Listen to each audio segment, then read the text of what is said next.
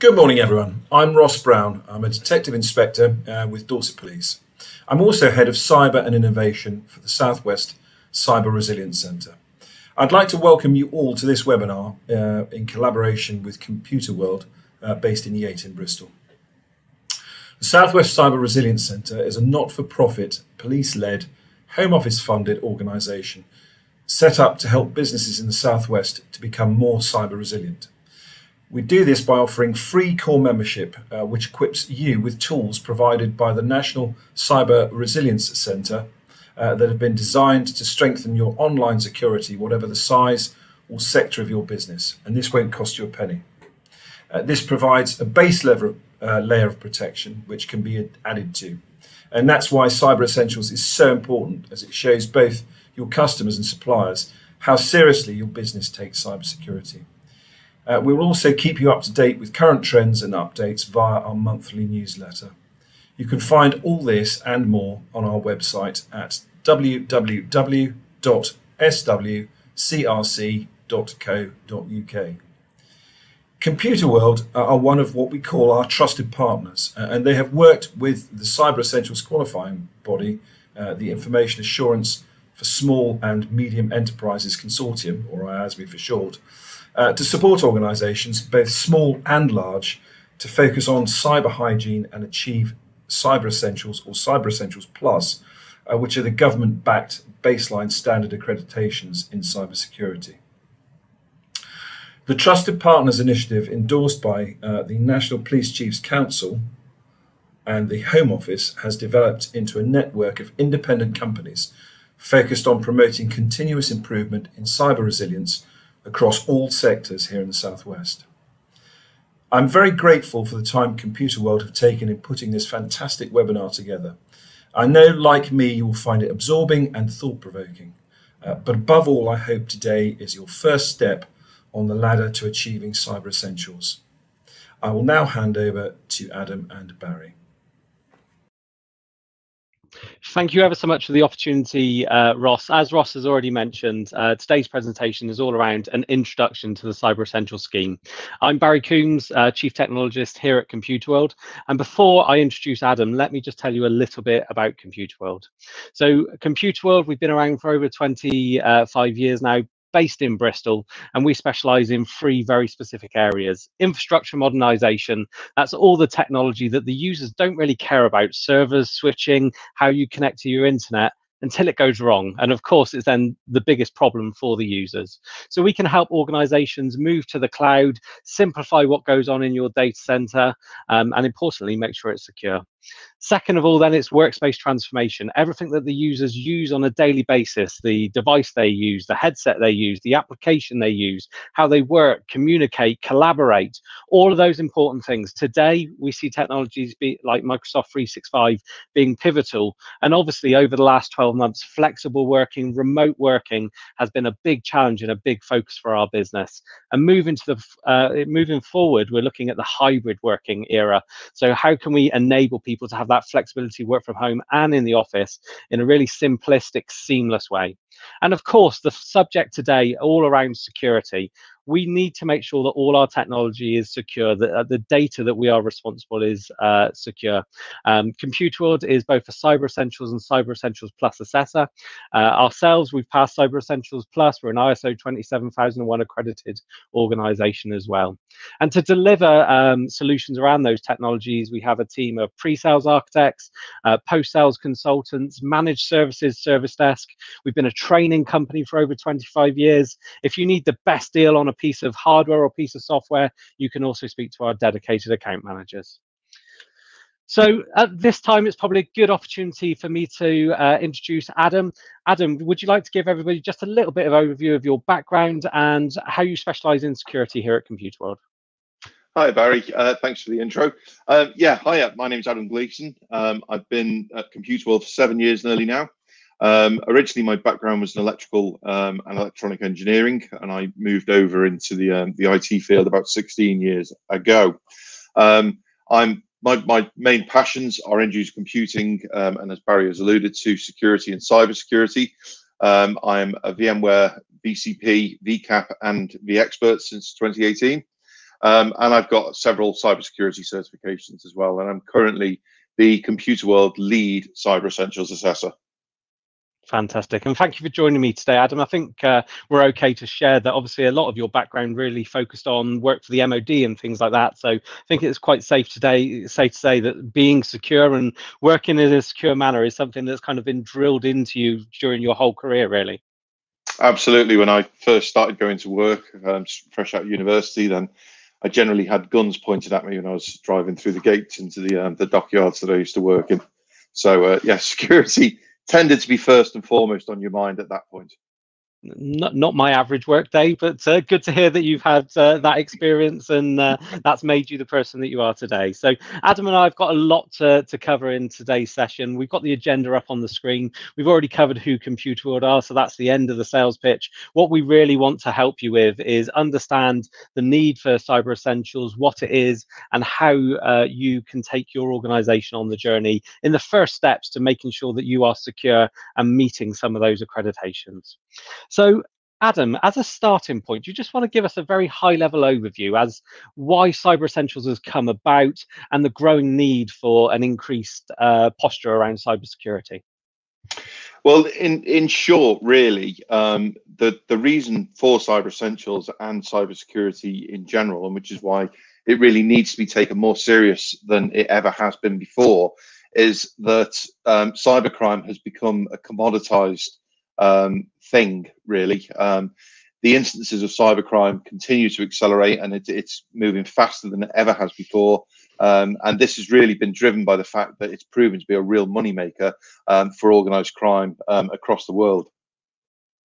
You can't help but open the general press these days. Back in the day, when a problem went wrong with computers, it was a pain to the company, it was a pain to the IT team. I even remember when a virus used to just make your CD tray pop in and out, in and out, in and out, and was more of a nuisance than a business risk, shall we say. But that's really changed now, hasn't it? And it can not only cost you money, it can also affect your organization other ways, such as how your organization is representative and thought about by your customers.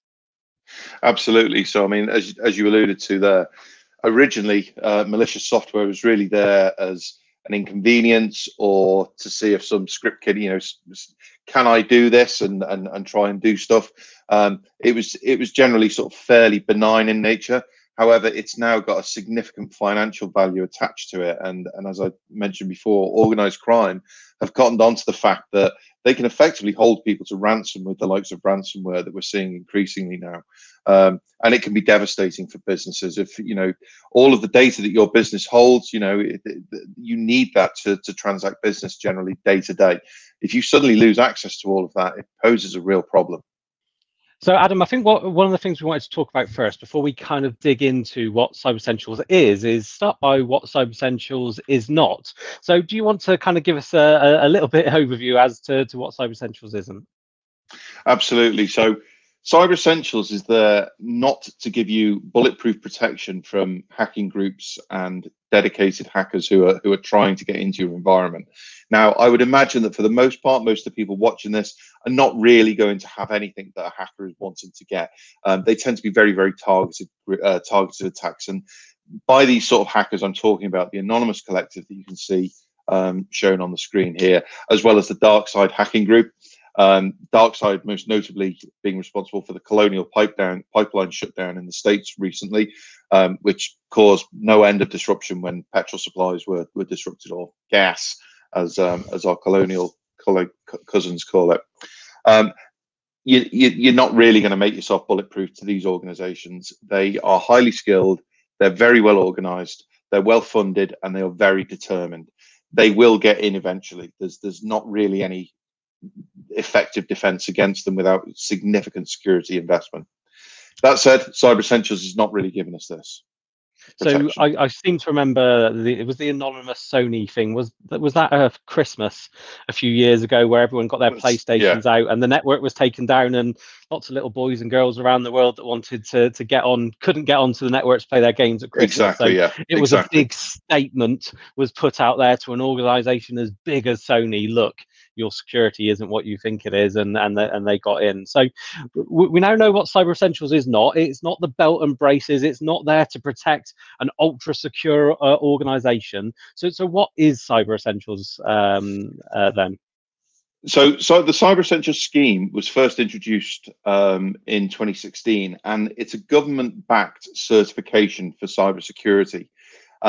Its inception came about really when the government really realised that a lot of organisations were not putting the basic technical controls in place in order to protect themselves against the most common internet-based attacks, things that are completely preventable. WannaCry being the obvious example.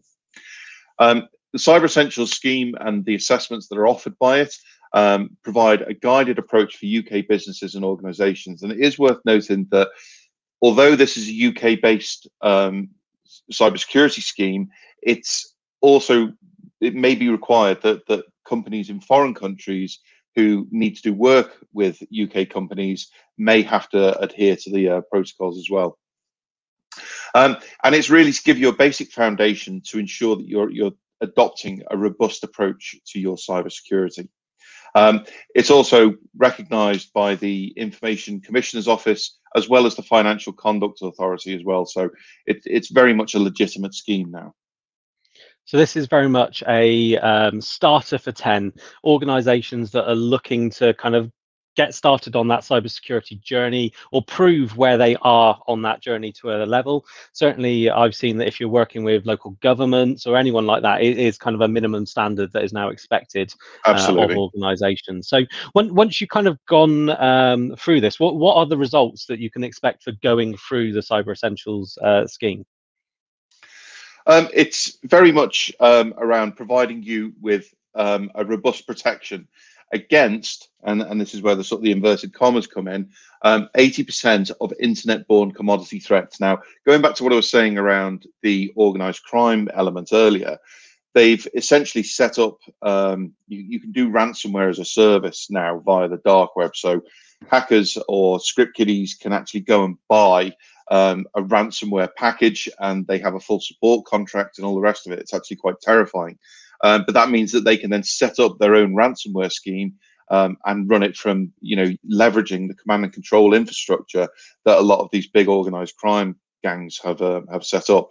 However, the good news is that most of this stuff out there relies on us in the IT teams or the IT departments within organizations not doing their due diligence, not patching their software, not ensuring that they've got secure configuration, and not educating their users around the potential risks that are posed by email phishing, spear phishing, and other social engineering, the examples of which you can see on the screen.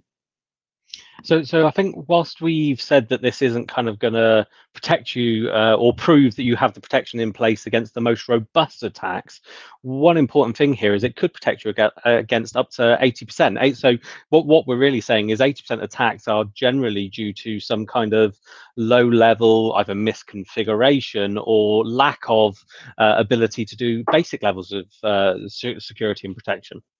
That's exactly right. Yeah, that's exactly what it is. And the vast majority of these things are entirely preventable. So obviously there's two types of Cyber Essentials. There's Cyber Essentials and Cyber Essentials Plus. We're going to get into Cyber Essentials Plus a little bit more later on. But do you want to kind of run us through how the Cyber Essentials Plus process works? So with regards to Cyber Essentials Standard, so as you mentioned, we have Cyber Essentials Standard, Cyber Essentials Plus.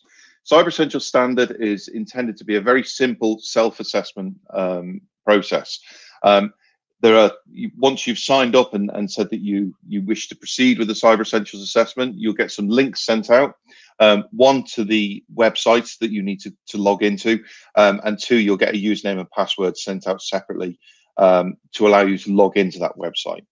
Once you get into the website, you go through the assessment. It's a series of fairly simple questions. You provide the information and the answers that it's asking you for, mainly around how your environment is configured, what policies and processes you might have in place. Once you've run through all of the assessment, you submit the assessment. An assessor like myself will then run through and assess all of your responses against the compliance criteria that we have. At the end of that, you'll either be found that the way that you're doing things is either compliant with the CE criteria, or it's non-compliant. If it is non-compliant, then you receive a feedback report detailing why it's non-compliant and suggesting some remediation actions, which you then address yourself. You go ahead and do that, resubmit the assessment, and the process begins again. Hopefully this time the output being that it's compliant, and you're then able to download your Cyber Essentials certificate from the online portal. So this is very much, the Cyber Essentials standard is very much a trust-based system that you're going and assessing yourself at that level. Do you want to give us a little bit more detail as to what is inside that assessment? What are the things you're having to kind of judge yourself on, the 5 controls of Cyber Essentials? Absolutely. So the primary thrust of Cyber Essentials is it's based around 5 separate areas. It's assessing 5 different areas of your environment, specifically around IT and cyber security. So we're looking at anti-malware, patch management, access control, secure configuration, and the obvious, the firewall that everybody needs, whether they think they need it or not. So this is the 5 basics of IT security, really, that we're looking into here to make sure that we have. So let's keeping in mind the audience, which is probably a mixture of IT professionals as well as business owners and other people that are responsible for IT in some way. Let's dig a little bit deeper into some of those controls just to understand them a little bit more. So the first one of those controls that we've got there, anti-malware or antivirus, as you called it. What should we know about that? So what we're looking for in the assessment is, one, some written evidence that you have antivirus deployed on all your computers, smartphones and tablets. iOS devices are a bit of a grey area because Apple's fairly secure anyway. Tim Cook's having an argument at the moment with, I forgot the name of the bloody company. The gaming company, I think, isn't it? Yes, it's on the tip of my tongue. But they're having a bit of an argument around that. Apple's argument being is that we have a proprietary software store that we run and we're responsible for, and we vet everything that goes through there. As a result, it means that most of the applications, if not all, are very, very secure, and there's nothing malicious in there. Anyway, I digress. We're also looking at the anti-malware to make sure that we're providing a degree of web protection. So that's preventing users from browsing to potentially harmful websites, or downloading unsigned files, which may potentially be harmful. The anti-malware needs to be set to update automatically, and ideally that should be done on an hourly basis, really, as if that's with my security hat on. However, daily is the minimum requirement that must be met. On-access scanning should also be enabled. That's something that historically people have disabled because it can add a bit of an overhead. It slows the computer down a little bit. However, modern computers should be able to cope with this without any noticeable effect, really.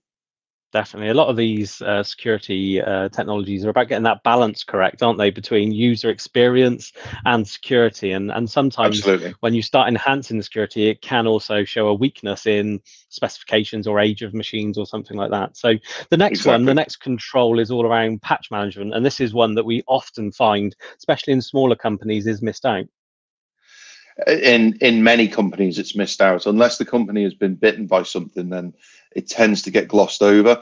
And sometimes it's really because people just aren't aware that the patch management extends beyond the operating system itself. So obviously, Windows and Microsoft have numerous technologies built into their systems to patch the operating systems, and indeed patch the Microsoft Office products and other Microsoft products. However, typically, a hacker is looking to exploit software vulnerabilities that are out with the operating system or the Microsoft product stack, namely third-party applications that we have on. Adobe Reader is a very good example. That has an automatic update process. If that's turned off, though, when you actually come to do the updates, you'll notice that there are probably about, after just a couple of months, you'll notice nearly a dozen different updates. Every one of those updates pretty much will address a security flaw of some description. So it's very important that we're updating all of the applications, because it's those vulnerabilities that these commoditized internet threats that are out there are looking to exploit, and that's how they're going to get into your environment. The easiest way to do that is to use a patch management solution, once your sort of software repository starts to grow beyond a fairly basic set of applications that you can control easily, and you may know all of them support automatic updatings. But moving forward, a lot of companies will do this once in a while. It needs to be a continual thing. For Cyber Essentials compliance, you've got to be patching everything within 14 days of these patches being released. Definitely, and there's a lot of risk of what's called sort of zero-day attacks and things like that, isn't there? Bits of software that have only just been exploited that the patch hasn't been applied for and stuff like that. So, and we saw outbreaks. Was it the WannaCry outbreak that affected the NHS quite extensively because they had XP? Very badly, there was actually a patch was made available, but many people didn't get that patch applied in time, so it caused big outages. Indeed, that's the perfect example of it. It's a huge outage that affected everywhere across the UK, and it was completely avoidable. Definitely. So the next one then is access control, probably the bane of most end users' lives. What does this mean, Adam? Do they need to be changing their password every day, have a million different characters in it? What does good access control in Cyber Essentials world mean? Okay, so there's a couple of different things to touch upon here. The intent of the access control is really to make sure that staff only have access to the information that they need, and you're not just allowing anyone to access anything across the environment. Allowing people to do that is kind of opening the door for you're inviting trouble. If people can only access what they need, then any damage that can be caused is going to be limited. Now, you mentioned the use of passwords. Coming from the Ministry of Defence, I got very used to using complex passwords with lots and lots of characters and what have you many, many years ago. However, they are very difficult to remember, especially if you have to change them every 3 months. The way that people get around this, unfortunately, is that they will write them down, and it's still something that I come across when I do on-site surveys. You look under keyboards randomly, invariably there is one keyboard somewhere that has a post-it note underneath it with a username and password written on it, which would then allow me as an attacker to be able to get straight into that environment. The easiest way to get around this is to stop using these complex passwords, which might sound insane on the face of it, but please bear with me. Bear in mind that the way that these passwords, that most people are going to try and crack these passwords, is using brute force tools, which are essentially going to sequentially try each character combination, similar as there was one of the slides earlier that it showed you sort of an example. If you increase the number of characters that you have in the password, it makes that process a lot more difficult, and it means that it's going to take them a lot longer to do, which means they're probably not going to spend the time doing it. Now, that sort of sets off alarm bells because you think, oh no, I'm never going to be able to remember something like that. So the way to get around it is to use passphrases. The quick brown fox jumped over the lazy dog is one that always springs to mind when giving an example. But the best way to do this is for each individual to do something that's personal to them. It means that it's something that they're going to find easy to remember. It's going to be a nice long password, so it's not going to be easy for to brute force. And it also means that if it's not going to be easy to brute force, then you don't really need to be changing it that often either. So that really cuts the problem out where we're getting passwords written onto keyboards and stuff like that, because people are able to remember the password because it's something personal to them, and they're not having to change it all the time, which means that it's going to be sort of staying in their memory really well. Definitely. So rather than about it being overly complicated, this is about good practices around password control and access control and things like that. Absolutely. One of the other points that I need to mention before we move on is around the use of administrative accounts in the environment. This is something that is extremely damaging. If a hacker manages to get hold of your administrator credentials and gets administrator level privileges over devices, then they can do anything. So it's vitally important that those accounts are protected more than anything else. And for that reason, Cyber Essentials requires that multi-factor authentication be used on administrative accounts wherever possible. So if your systems support it, you have to turn it on, unless your system supports it with use of a third-party product. If the system natively supports it, is probably what I should have said there, you need to turn multi-factor authentication on. You also need to be tracking who has administrative access to stuff in your environment, and you need to be reviewing that administrative access on a regular basis as well to ensure that you're not just leaving people with admin access that don't actually need it anymore. That makes sense. So the fourth control, Adam, then is about secure configuration, which is quite a broad term, isn't it? Do you want to go into that a little bit? So this is one of the things that I've heard Cyber Essentials equated to, is that it's the digital equivalent of making sure that you're going through and locking the doors and windows of your home when you leave in the morning or don't leave in the morning under COVID-19. But this is the digital equivalent of that. It's making sure that an attacker can't just walk up to your IT environment, if you imagine it as a house, and push the front door open or climb in through a window. And the secure configuration is a key component in doing that. It's good housekeeping. When people leave the organization, the accounts need to be disabled, and some alternative method of access given to someone else, whoever's going to take over the responsibility of the data that user had. Removing any software that you don't need, again, falls into this category. Every piece of software that you have is going to need updating, without shadow of a doubt. There will be flaws in it. It's made by a human. It's intrinsically flawed. And somebody, you can, with bug bounties and stuff like that, people are offering money now for people to go and test their software and find security vulnerabilities, which means there are more vulnerabilities being discovered than ever before, because it's another way for people to make money legitimately. So you need to patch all the software. If you can remove software that you don't need, that's one less thing for you to keep on top of. All administrator passwords, not just in your Windows environment, but on all of your network devices and firewalls, anything like that, need to have strong passwords set on them.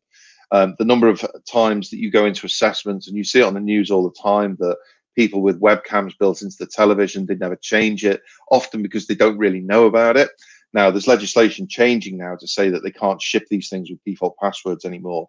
But there's still a lot of stuff out there that people just won't have changed the default password to.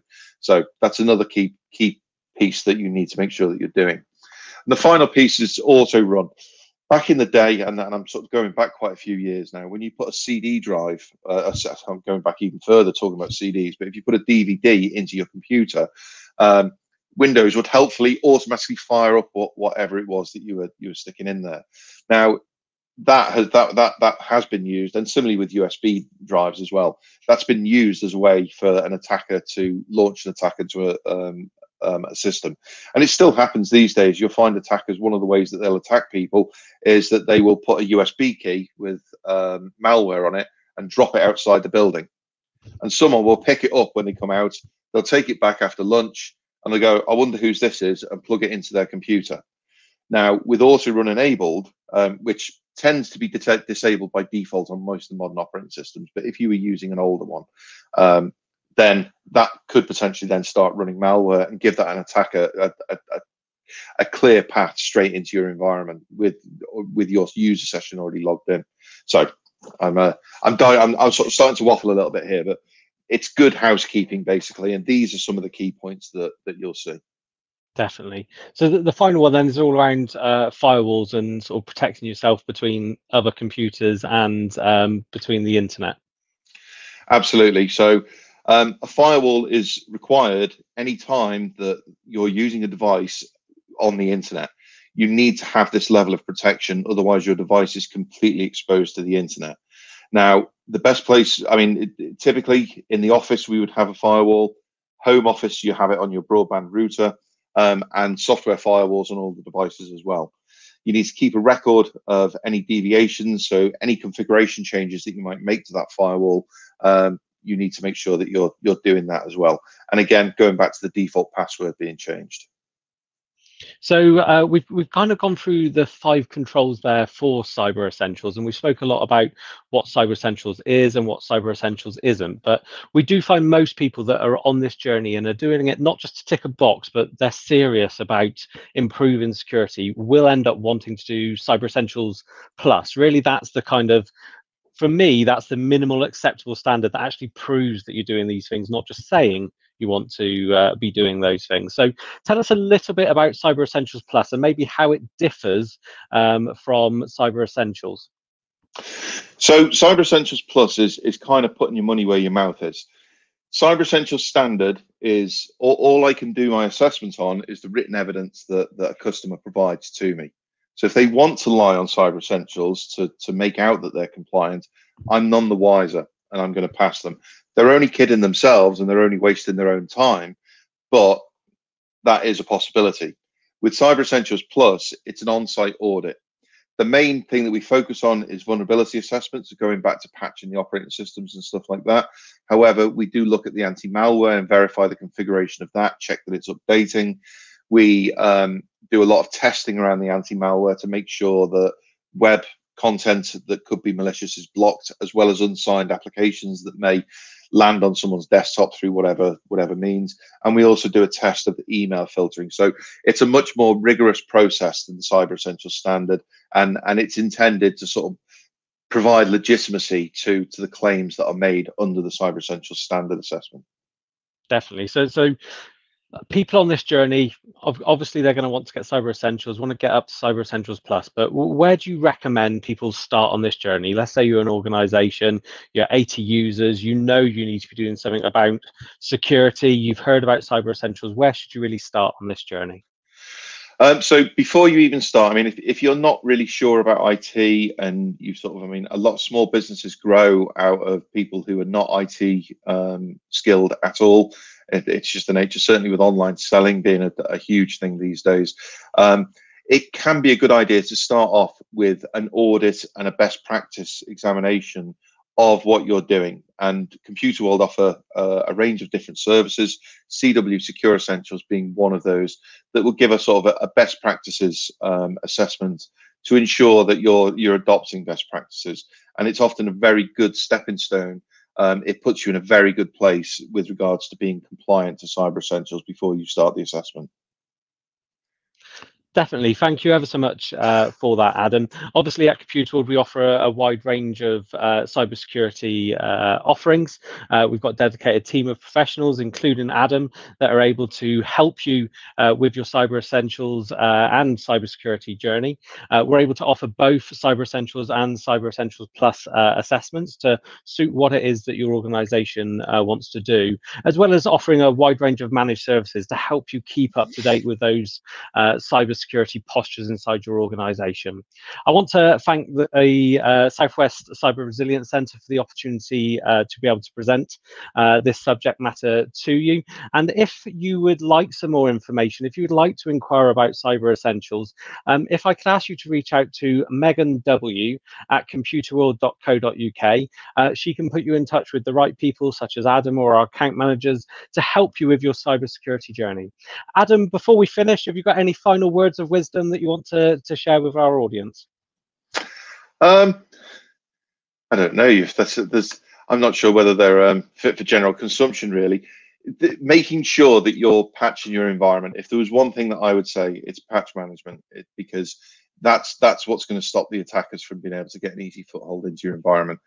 Having done some pen testing qualifications in the last couple of years, it was actually quite terrifying how easy it is for a hacker to be able to very quickly gain a foothold and start damaging systems.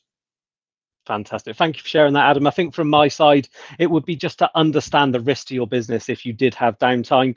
So if you were down for 1, 2, 3 days because of a ransomware attack, what the impact could be on your customers and how your organization is envisaged as well. Hopefully that will help you create a business case for investing in cybersecurity to make sure that you are secure. Thank you ever so much for joining us today. Really enjoyed presenting the presentation. Adam, thank you ever so much for joining us, and we'll look forward to speaking to you soon.